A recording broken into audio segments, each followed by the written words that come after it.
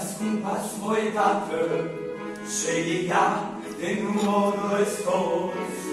E o putere și te poartă, e o povară și o poți.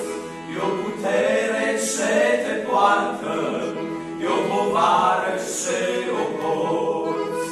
Învățând secretul fericirii, învăți să faci doar ceea ce îți lași și să înveți pe drumul răstignirii, să-ți placă tot ce trebuie să faci și să înveți pe drumul răstignirii, să-ți placă tot ce trebuie să faci.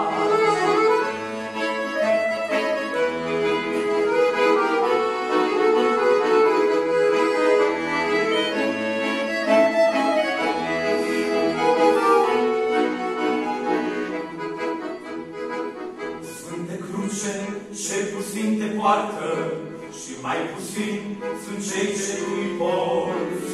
Orice lucruri ne așteaptă și ce har e pentru toți. Orice lucruri ne așteaptă și ce har e pentru toți.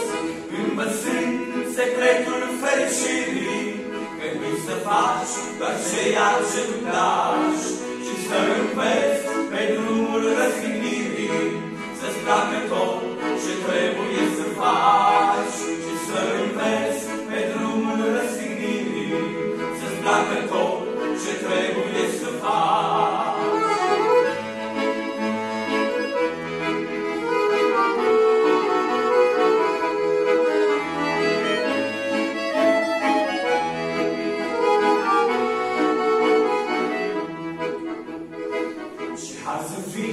Cu mine și în mine, la fel ca Pavel putem spune toți: Doamne, pot totul în Tine și Tu, Doamne, totul poți. Numai Duhul Tău mă ține, El mă pasă, Tu mă poți.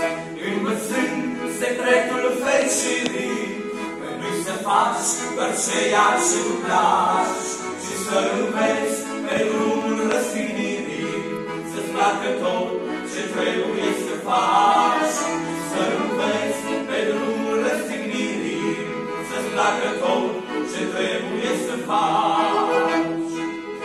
Învățând secretul fericirii, trebuie să faci doar ceea ce tu placi și să înveți pe drumul răstignirii, să-ți placă tot ce trebuie să faci și să înveți pe drumul răstignirii, să-ți placă tot